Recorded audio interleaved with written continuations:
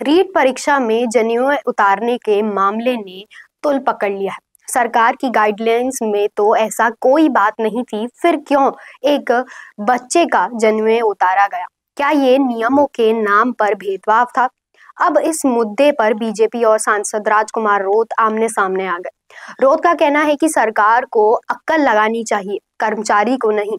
तो आखिर ये पूरा मामला क्या है?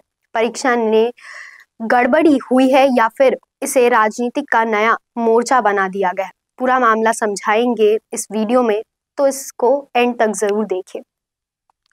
सबसे पहले जानते हैं कि ये पूरा विवाद शुरू कैसे हुआ। राजस्थान में रीट यानी राजस्थान अध्यापक पात्रता परीक्षा आयोजित हुई थी। डूंगरपुर जिले के पुनाली परीक्षा केंद्र पर एक कैंडिडेट से जनेऊ उतारने का मामला सामने आया। परीक्षा सेंटर के अधिकारियों ने कहा कि ये गाइडलाइन के तहत किया गया था, लेकिन गाइडलाइन में ऐसा कोई नियम था ही नहीं। अब सवाल ये उठता है कि जब ऐसा कोई नियम था ही नहीं, तो फिर जनेऊ क्यों उतारा गया? अब जब मामला गरमाया तो बीजेपी के प्रदेश अध्यक्ष मदन राठौर ने इस पर नाराजगी जताई। उन्होंने कहा कि जनेऊ सिर्फ एक धागा है, इसे कोई नकल कैसे करेगा? उन्होंने ये भी कहा कि अगर नकल रोकने के लिए ऐसा किया गया तो ये सही नहीं है।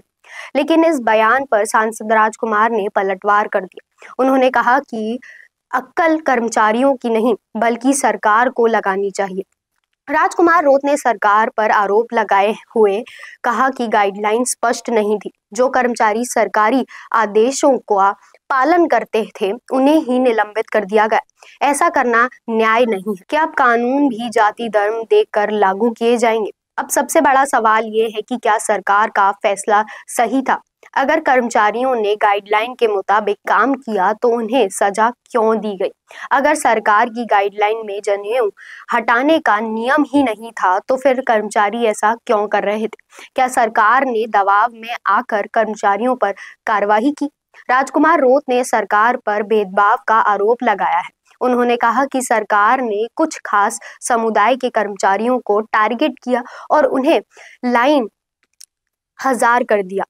अब सवाल ये उठता है कि क्या ये प्रशासन की गलती थी या फिर किसी जानबूझकर राजनीतिक मुद्दा बनाया जा रहा है? तो दोस्तों, रीट परीक्षा का ये विवाद अब राजनीतिक के मैदान में आ चुका है। क्या सरकार ने कर्मचारियों पर कार्रवाई करके गलती की या फिर ये पूरा मामला अब सियासत का हिस्सा बन गया है?